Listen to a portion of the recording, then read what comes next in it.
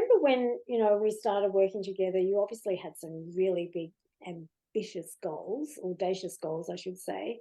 And a lot of those were around being able to present yourself to attract the right attention. So can you share with us a couple of examples as to how we workshopped those and what the outcomes were that you actually were able to achieve for yourself?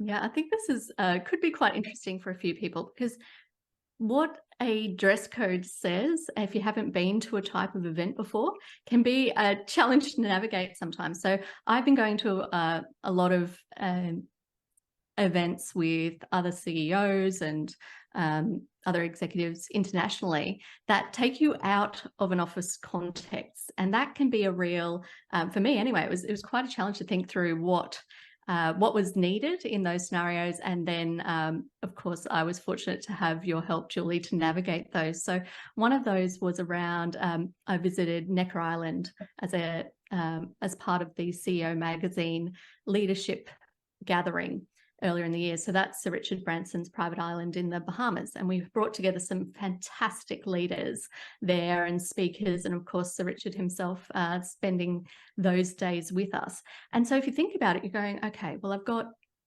CEOs, I've got, I've got brilliant speakers, but I'm in an island location. So that's how do you bring together that dress code where you're kind of there professionally, but you're also in this really relaxed environment. And Richard is quite relaxed. It's his home, so you definitely don't want to overdo it, but you do want to come across well. So Julie and I worked together for that, and that certainly took a lot of confusion and a little bit of stress out of the process of packing for that trip. I then had New York. Now, New York was great. So New York often very, very formal. So board meeting, absolutely full suit dress code. But then we had an event again with CEOs, senior leaders, and some political figures as well. The dress code was athleisure. And so what did you do with that? So, there was parts of the meeting that were quite formal, and then there was a high intensity workout at the end, believe it or not. And it was brilliant. But what did you wear for that? So Julie had to help me navigate that one as well. And so I've had a variety of these kind of events.